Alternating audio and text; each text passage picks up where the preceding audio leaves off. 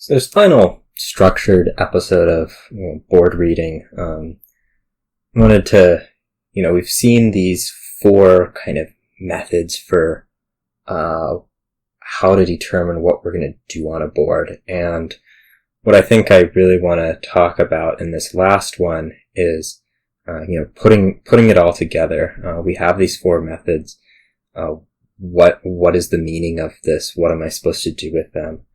And, you see, it depends on the board. It's, that common Dominion phrase, that it depends on the board, what's going to work best, what's going to not work at all. And so, each of these four methods work well on some boards, poorly on others. We even saw that going through, our kingdoms, our set kingdoms.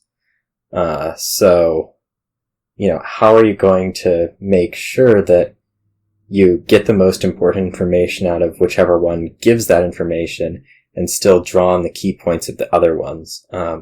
You don't need to run through all of them. Each time you see a board, that's going to take forever. People are going to get mad at you, whatever.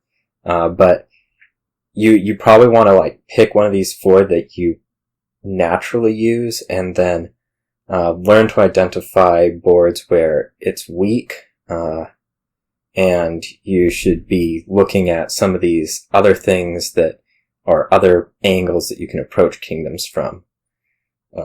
And so what I'm going to do in this is I'm going to go back through our four kingdoms. I'm going to say which method I think provides the primary information, and then what some key points are from the other ones. And so without, further delay, here's our first board.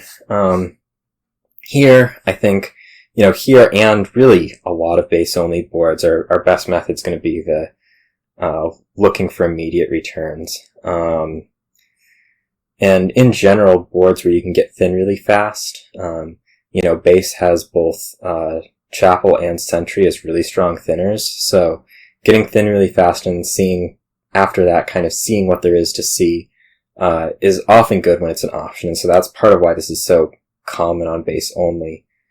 And then also, one thing that you may have noticed as we were going through the component checklist key cards and otherwise, our endgame prediction, is that we never really mentioned the vassals. And this board in particular, Vassal is really important. So one of the reasons that immediate returns is so good at doing that is because you're going to have these sentries, and then it's going to be, once I have these sentries, it's so natural that I can use the vassals. We mentioned it a little bit in the key card as support, but even then it was, our last support card down there. But here, you get the sentries, you start to put a festival and artisan in, and then, you have Vassal, you're able to play it based on Sentry, you're able to play it based on Artisan. That's great. And so that actually kind of gets you more towards the correct deck than the others do, even though you didn't have a huge initial plan. Important points from the others. In the component checklist, we identified Festival as the only village. Being the only village means it's going to be hotly contested. You're going to have to really put an emphasis on those if you want to be doing a lot of stuff. And then endgame prediction, again, those festivals, really important. They represent plus buy, they represent extra gains. So, the important points from others that immediate returns doesn't really give you is, as well as, getting these sentries, getting this artisan, getting the vassals, you're going to have to hit those festivals really hard. Next board. Here I actually have the best method as the component checklist. When we went through the component checklist, we said this is a board where maybe we're not going to have to get to build as much. And that's actually something that the component checklist is really good at, is it's saying, there's no village. We're going to be somewhat limited in what we're able to do here just because, we can only play, one terminal each turn. In this case, you kind of get value of 2 because of Wharf, but the other thing it does is it identifies stables as the main source of draw. There's actually, if there were a village, there's 4 draw cards here, but, without the village, we see stables is our main draw. Important points from the others. key card tells you Wharf is your most important card to play. It's the best card. And so, you're going to really emphasize it over these other potential terminals.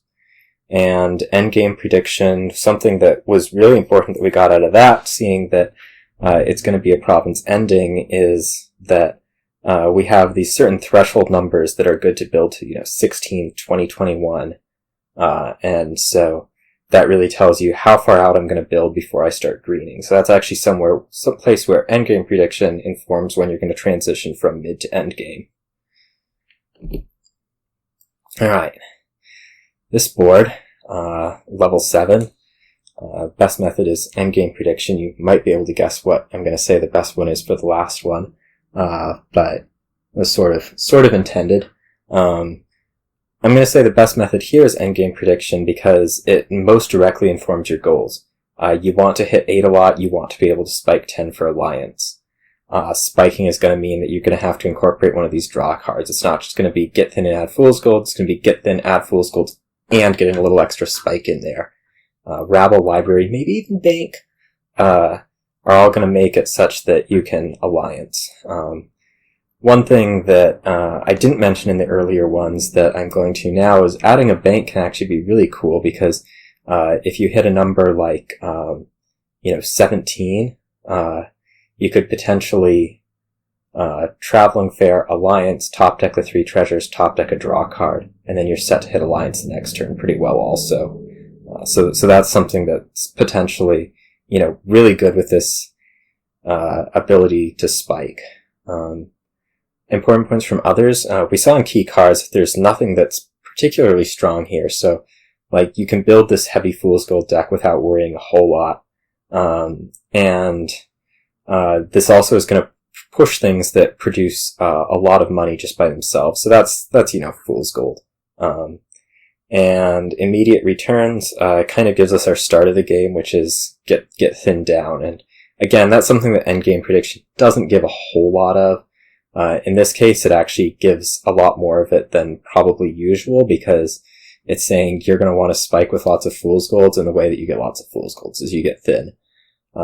So that's where, endgame prediction and immediate returns can actually sort of collide, even though they're on opposite ends.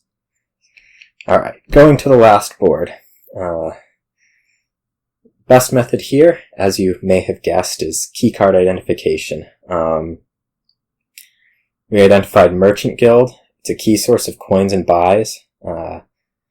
That could be big if you're going after provinces. And then we also said, all of them said we're getting universities. And in particular, keycard identification with its supporting roles said, hey, Sheepdog's going to be really good for university. It's non-terminal. That's amazing. And so that's something that we kind of got out of keycard identification that we didn't get with the other ones, particularly component checklist where it splits these things off into categories. It kind of goes, whoa, there's draw and sheepdog and there's village and university. What's going on there? We kind of missed the interaction. So that's where you get the interaction with keycard identification. Important points from the others. The component checklist, told us we're building big here. There's everything you want. There's village, there's draw, there's plus buy, flexible gains, other gains, spammable cards, everything you could ever want is here to just build as big as you want until, the game ends. And from the immediate returns, we actually got something that was pretty informative, is that the potion probably wants to wait a shuffle. Normally when you're going after a potion card, you just want to get it immediately, buy the potion, go immediately. But here, we said, if we actually want to play university a lot, we're going to have to get thin. And getting thin has to come before getting university, because university is just going to interfere with getting thin. And so you might open something like Salvager Ghost Town, Salvager Silver, even Sinister Plot Silver, are all going to get you these Salvager Junk Dealer altar cards before you start going into the universities. I hope that this kind of, informed, what is the board, or what kind of boards do these particular cards really, or these particular methods really, perform well on. it was maybe a little bit unfair to endgame prediction that we have this, weak board that I say it's the best on, but, I'm fine with being unfair to it. And for the kinds of boards that you generally struggle on, we have kind of 4 pretty different boards here. For the kinds of boards that you usually struggle on, which one of these is the one that's going to make it such that you don't struggle? So that's a big emphasis. This is the last of the structured slide videos. I'm going to have another one after this that's just going through random boards kind of live and saying, here's what you get from this, here's what you get from that, here's how I would play it. Probably not actually playing it, but that's what I'm going to follow this up with, is just looking at more boards. So hope that this series in general has been informative and maybe opened something up for you, and we'll see you all.